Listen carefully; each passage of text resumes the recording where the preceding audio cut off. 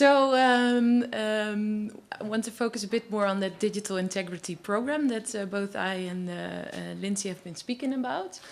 We're aiming at scaling up the digital security capacity and information integrity. And what do we mean by digital integrity? That's not just digital safety and security, but also the information policies and all the information security of organizations. So a long-term strategy, a long-term organizational awareness, knowledge and skills.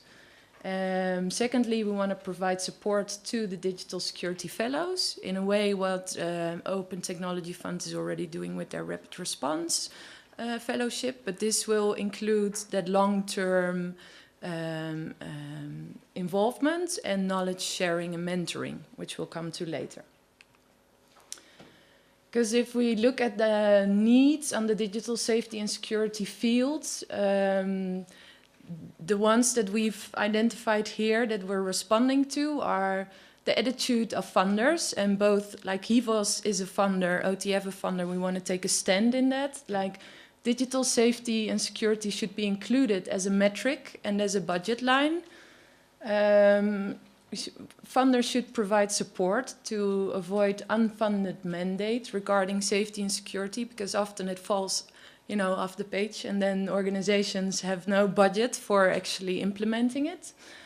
And funders should walk the talk. So we really want to address this session to funders, whether it's, you know, government officials or funders like OTF, the private funders, like, you know, be involved. And we call it an open source program. So we're happy to hand over the program to you and you start implementing it as well, like OTF is doing. Or we could help you with, you know, identifying the organizations. Like HIVOS has a great amount of organizations on civil society connected to them.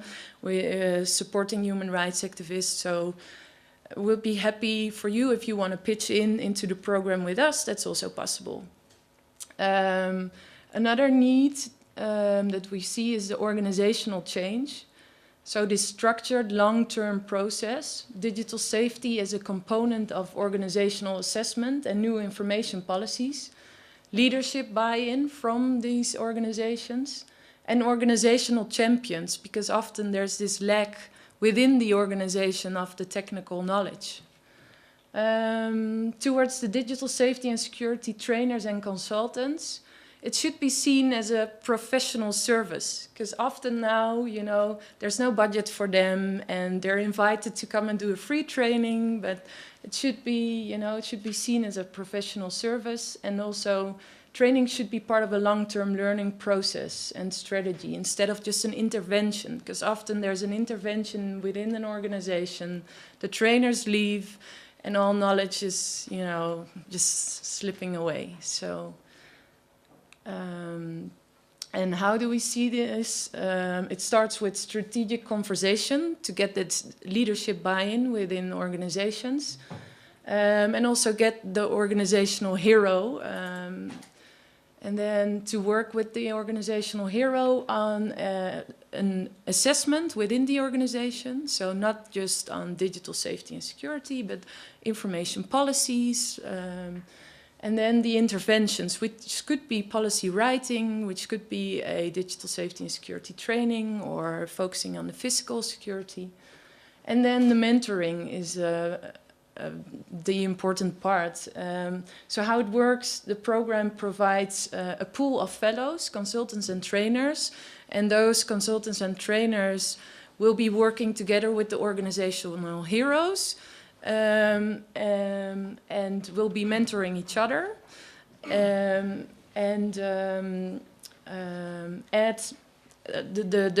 the fellows from HIVOS and from OTF will be in contact as well to share knowledge as well. Yeah, that's it very briefly about the digital integrity program that we see as one of the takeaways, like, you know, one of the things that we see in the field of digital safety and security and how we can address that. So Going back, we've talked about the Digital Defenders Partnership, one of our partners, Citizen Lab, who does a lot of research, OTF, one of our partners. We often are in contact to see, you know, grantees might come to us, but we don't fund like the new technologies, then the emerging ones, then we hand them over to OTF or direct them towards OTF. So OTF, the Digital Integrity Program, which we want to launch, and yeah, any questions? Yeah. Question for you about the ways in which you operate within some of these really challenging countries. Yeah. Especially, you know, being a Radio Free Asia, being a U.S. government-funded program, I can imagine that there are some political sensitivities and challenges in the places you will operate. Maybe that would lead to safety concerns for you or for the people that you're meeting with. Just wondering, one, if you've encountered those challenges before, and for organizations who want to do more of this, any recommendations for navigating those types of political challenges? Yeah. Okay, yeah, definitely. We deal with very sensitive information. It's funny, recently we had a request for information towards different governments, but in our reports we always have a section which is really confidential information, and this is information that can't be handed over to the public. So we really want to safeguard that the safety for the grantees that come to us, because we want to be a neutral, DDP is a neutral player, and it needs to be that neutral player and trusted node towards activists. So, and then I'm not sure what you were looking at, but of course we deal with encrypted ways of communication often. We have our local, regional digital safety and security consultants who have lots of experience in that sense. And then your second question on recommendations for other organizations who deal with within those political environments. What recommendations could we make? Yeah. Anyone here in the audience who could make a good recommendation? Let's get it more like a plenary conversation. Yeah, yeah. Would you like to stand up and say maybe who you are? Somia at the plenary session. Do you support litigation projects? Sorry, do we? Do you support litigation projects? For instance, many websites are taken down, yeah, or many foreign websites are blocked from Korea by the administrative agencies issuing takedown orders. Yes, you can use a VPN, you can use a proxy server to provide the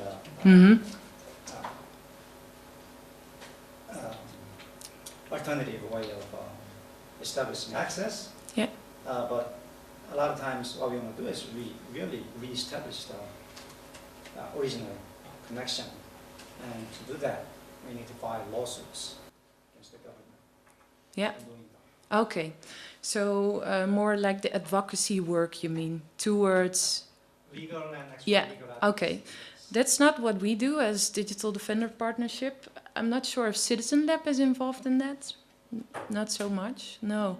I'm not sure if there's someone in the audience who is involved in. Yeah, I mean, I would say for us in terms of the policy and advocacy work, it's mostly just been research relating to implementation of repressive laws versus the other side of being able to leverage those existing legal protections to counteract censorship actions and things like that. So yeah. And what I can say, yeah, Digital Defenders Partnership is part of the Freedom Online Coalition, and maybe we should even work more closely with that secretary and do the lobby towards other governments. Yeah, I see that as one. Yeah. John Fox from the British government. Can I just follow that point? So I was going to ask about how, in a sense, you take the level of detail which you must be accumulating, and obviously particularly you were talking a little bit more about doing actual research, and obviously I realise different parts of your organisations are more expertise in providing the hands-on technical support and the first response system. But between all of you, you must be producing quite a lot of valuable information that can be aggregated up to a policy level. Now, if we look at the list of evildoers in terms of countries that was on one of your slides, most of them are, in a sense, obviously very difficult environments. One of them, however, Ukraine, of course, is absolutely in a transitional environment. And so I would say that of those on your list, that's one certainly worth focusing on. But even countries like South Korea that were just mentioned as well, where in a sense you consider them broadly to be in the free half of the camp perhaps, but obviously with very particular things that they're sensitive about. Thailand might be another, for example, these sorts of countries. I would have thought that at a policy level there might be quite a lot of valuable information that you have that could be put forward and that the Freedom Online Coalition could then use to be actually pursuing particular countries on very specific policy changes that we want to see. Because otherwise, at the moment, of course, there's a disconnect between us operating at quite a high strategic level and you operating on a case-by-case, individuals being abused level. And there's definitely, I think, a lot of scope for joining that up. And as I say, I think it probably would be focused a bit more on what I'd call the sort of the middle ground countries rather than the overtly hostiles. Mm-hmm. Just to build on that point, when foreign websites are blocked from certain country, it's not just that people cannot see the website that suffer. It's also the foreign website operator that is doing the business or doing the disseminating information that also suffers. So it is a international emergency. Absolutely, absolutely. I know that Article 19 is in the audience, and I'm not sure if you want to say something about your organization. Article 19 is also a partner of the Digital Defenders Partnership. Would you like to say something about the policy? Well, the thing is that it's actually there's a session that Bertone is presenting the Manila principles as well. I think in that, and with the recently appointed special rapporteur on privacy, I think, the work is going backward.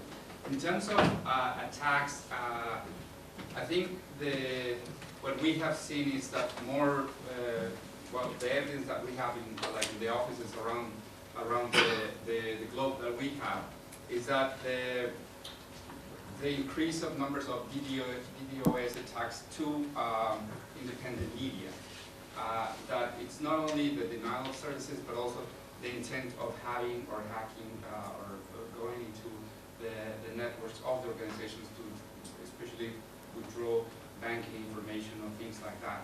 I didn't catch that. I was just more commenting on here. Sorry about that. No, but I was actually referring to you because of what, sorry, I forgot your name, John was mentioning about this high-level policy advocacy, that the Freedom Online Coalition is doing, versus us knowing what's going on the ground, you as well, and there's am I absolutely. interpreting really your point, question well? I mean, obviously we now have a broad mandate. We haven't yet appointed a person to be the Special Rapporteur for Privacy, but you're absolutely right. That could be a great tool. And so, I'm sure you would anyway, but obviously I would absolutely encourage you to sort of provide that person with sort of very rich data that you have, although you may of course need to do a little bit of sort of interpretation yourself first, because you'll understand it far better than that person who will no doubt be overworked. No, but I think that'd be really useful. And I think we can look at it from the Digital Defenders Partnership and our donors, which are government representatives.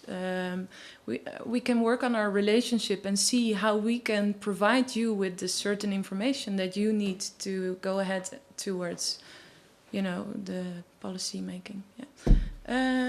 Sarah? Yeah, I completely agree that that's a great idea. It would be interesting to have a sort of structured dialogue, maybe on a biannual basis, between the governments and HEVOS and possibly other funders to get a sense of what's going on among grantees.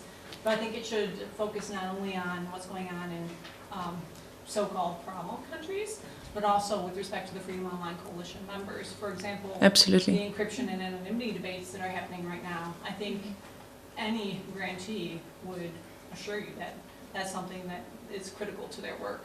And so I think bringing that back to the governments and making their voices heard in that kind of a forum could be interesting. Yeah, absolutely, I agree. We had a question there, and then, yeah. Education, just want to add to your answer. The actually DDP is a kind of the coalition. Mhm. A lot of organizations who cooperate in this field in some technical issues, and more concentrating on some field work and analyzing the threats that they get from the field activists, and also just share it in this community. And the organization who also do the policy work, making outcomes and present the minds after analyzing these threats in the policy work. You know, it's a line of organizations who works on policy, on cyber policy, on internet governance, and so on. And just a number of the guys who just do the field work. And actually, DDP contain the both, and we don't have access now. Brett will add a lot of the details on this. One, also Citizen Lab is a great organization who do the policy work, they do the science basics for the theoretical stuff for the policy work. EFF, it's also a good partner who does this work it's concentrating mostly on US legislation, but also starting to spread their service, their competence over the other countries who they work with, for example, in Ukraine. So it's just to be more clear. Thank you for mentioning that. We had a question there, and then next it's you. Yeah.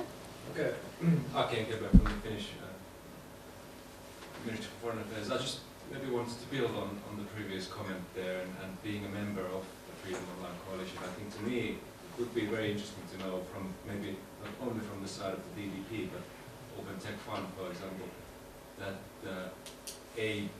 have you received, I mean, what is the situation? Do you receive requests for assistance from the FOC member countries? And B, have you provided assistance to organizations in these countries? And are those, or have they been based on problems internal to these countries? Interesting I think question. This kind of self-reflection perspective is also important, so that we don't fall into this dichotomy of the good guys and the bad guys. We only are able to, do a bit of self-reflection and look at the situation within the FOC members as well. That's, I think, a very relevant question. If I look at the DDP, firstly, I'm not aware of questions we had, but we've had like 139 requests, so I haven't got them all from the top of my head if there's a FOC country, but I don't believe it is. But OTF, can you? Yeah, I would say for us, because basically the way in which our funding is allocated is via U.S. Congress, and as a result, we thus have to focus our support internationally. But that being said, certainly there's a lot of the work that we have supported that point to or perhaps relate to, basically sharing of models that, in certain contexts has a very real effect on freedom of expression online and otherwise, and so those are things that we consider, but in terms of us being a US-based organization and funding US-based projects, we have not done that today. We had a question there, and the next you. Yeah, I bring back to, my name is Xiao Tian, I'm the founder of China Digital Times, and also researcher of China Internet Censorship from UC Berkeley. A lot of my work relating to what I call the circumvention community in China, meaning there's literally hundreds of thousands or maybe even a million level of those tech-savvy Chinese internet users are practicing and sharing knowledge of digital safety and circumvention knowledge every day, and certainly the firewall. And a lot of our work was based on that. My question, or the issue going forward, is that from my own work, I noticed relating to digital security or digital, the digital integrity, it relating to two kinds. One is kind of universal, because technology is universal. That even if being applied into different contexts, but what happens using Tor in the country of the United States could also relating to using Tor in China. Then there's another kind of knowledge or practice that is very local. Only the local activists in their particular situation will face that kind of whether danger threshold or not. It's very important that we do both to get the universal knowledge and practices to sort of transmit that knowledge into the local community. Yeah. And also to let the local community to build their local knowledge and sharing process. So here I'm putting forward this is not a new concept. in our context it is a community of practice. Community practice in this time is the practice digital activism and digital safety. To build that community of practice is, to me, become sort of a central theme of our work. Since we can do it sort of without a risk that outside of China, but because of the borderless nature of the internet, we can help the Chinese activists build this community of practice. Again, my question is, to building community practice is not developing new technology. Yeah, mostly is maintaining and also constantly sort of facilitating and empowering the existing activities, whether it's universal knowledge or the local knowledge. And that type of activity needs to be sort of sustained and supported. And I guess that's the DDP's mandate, right? Yeah, no, yeah, absolutely, absolutely. I think the DDP does focus on both. With our strategic grants, we try to support more the well-known, established, more international organizations on capacity building. But we have the direct support grants, which is more for local organizations, and the emergency grants really for civil society actors. And then the linking and learning activities that we do are more focused on those different regions. We have, yeah. So we have different networks where we coordinate this. What you call the practice of, how did you, community of practice, thank you. Yeah, thank you.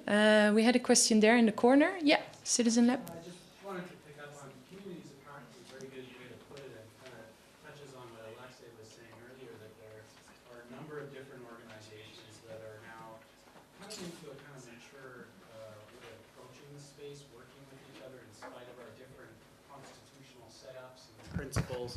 For example, Citizen Lab, it's been a long-standing principle that we insulate ourselves as much as possible from direct government funding because of the nature of the work that we do. And I know that's not the same with other organizations. I think it's overall very positive to see this maturation process and people working together. But I think we shouldn't let that disguise the fact that, generally speaking, things are very, very bleak. And the attacks on civil society are mounting daily. They're becoming more sophisticated at the very same time when the defenses around them are, I would say, diminishing. One of the reasons that they're diminishing, ironically, has to do getting back with the Freedom Online Coalition itself.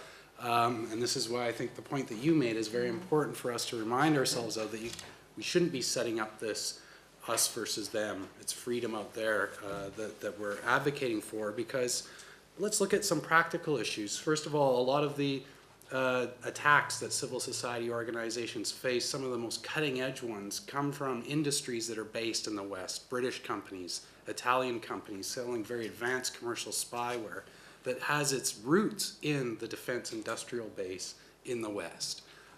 Also, look at the funding of the main development organizations, including HEVOS itself. I don't know exactly the number, but I heard something like HEVOS budget was cut by what, 70%? Something like that recently. Canada's development agency has been essentially eliminated, folded into foreign affairs. IDRC is, which has been a supporter of Citizen Lab work for many years, is now increasingly integrated into foreign affairs, and many have concerns that it will be co-opted politically. I don't know whether that would happen, but I would certainly hope that it doesn't. So I just want to remind ourselves that there's some structural problems at the root of all of this, and we shouldn't congratulate ourselves that we have the high ground here, because I don't think we do at all.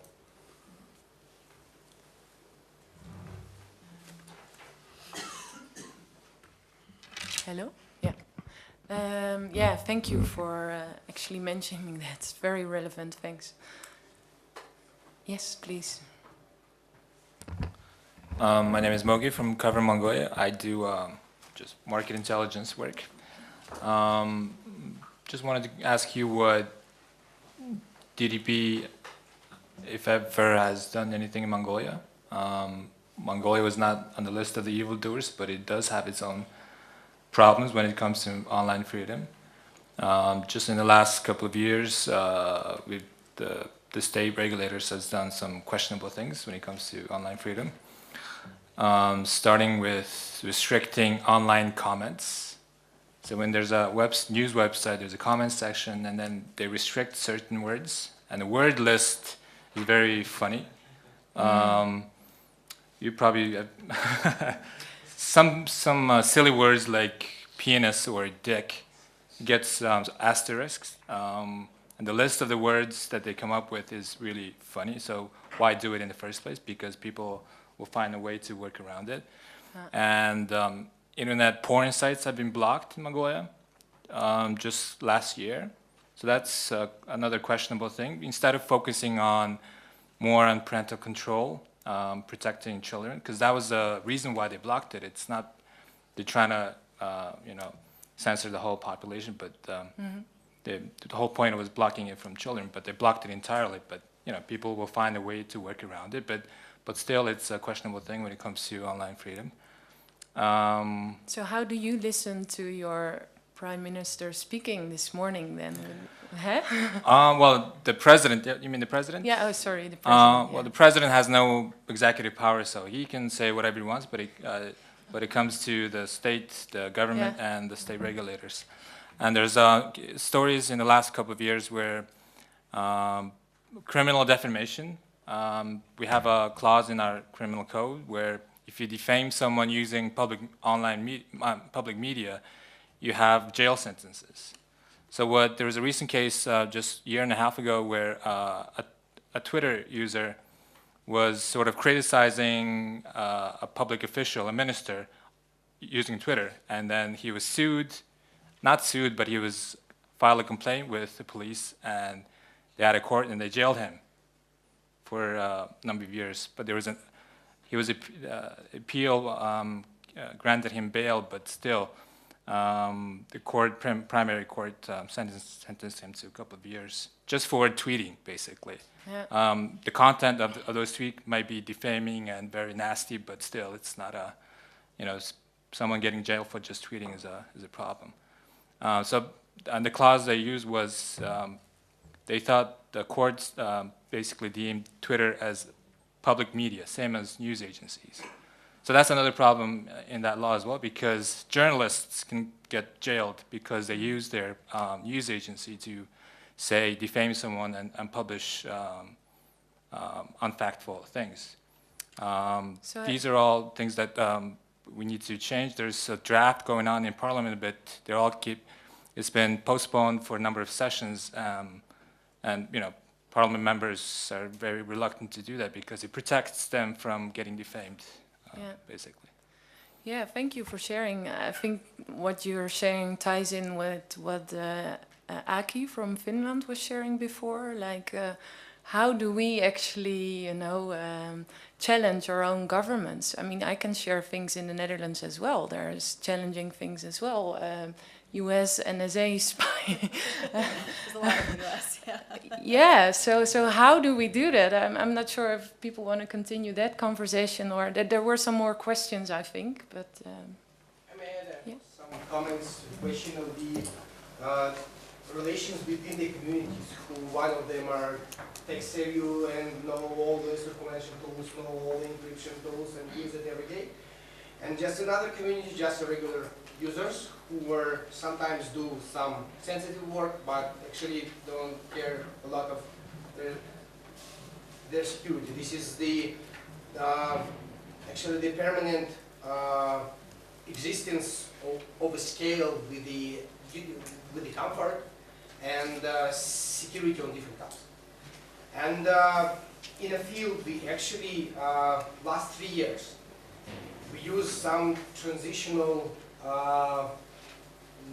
transitional, how to say that, how to call it, approach. We call it cyber hygiene. The measures that actually help regular users to be more safe, but not put them into the madness of security. Actually, kind of the checklist that people should follow to be safe relatively to the local threats that's related to specific country, to specific community, and in correlation between physical and digital threats in practice. And where can people find that? Usually it works much better than the just long-term trainings for security tools because it helps people to avoid a lot of untargeted attacks. That's actually the last year appears more and more, and victims actually the people who work in human rights defending field and in Freedom Online and in free media organizations. And these untargeted attacks become problems because people lost their information, and that's information collected by black hats and sold in black markets. And after that, after the specific people buy this information works as a tool to press on these people personally, on their organizations, networks, family members, and so on.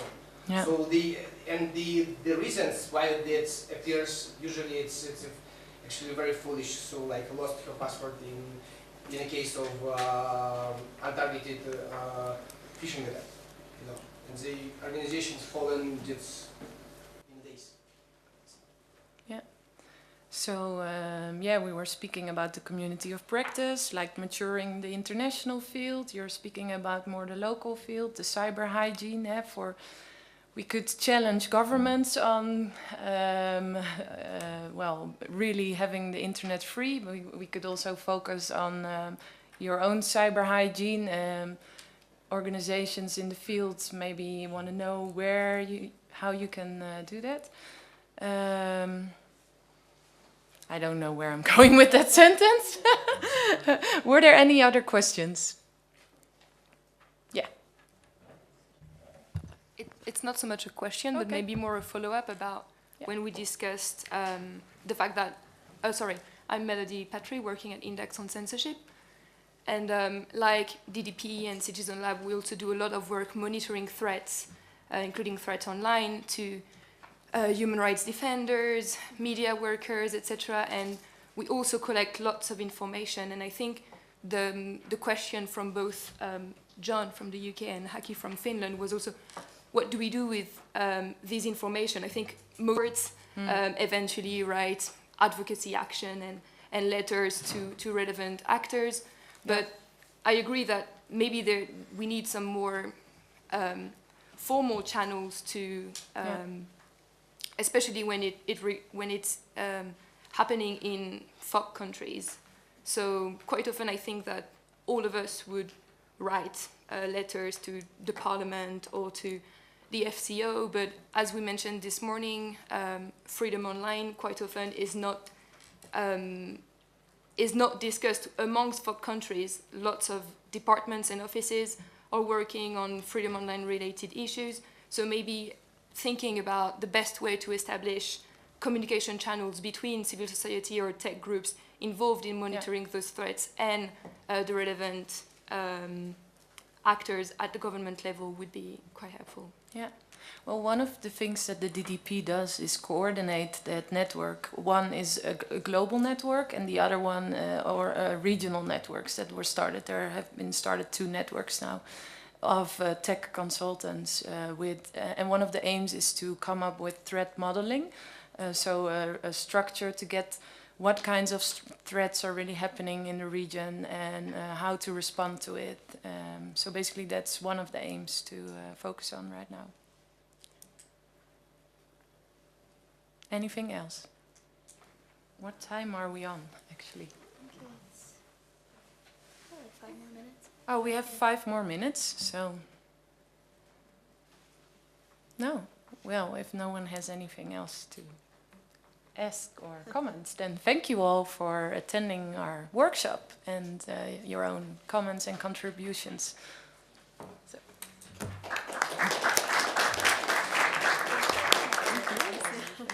If you would like to have more information on the Digital Defenders Partnership, there are some flyers here that you can take. Also for government officials, I have a document to share with you, so if you are interested joining the Digital Defenders Partnership, because there's only 7 members at the moment of the 26 that are in the FOC. So please do lobby for the others to join, because I think it's very important, and I think all of you here agree. And thanks again.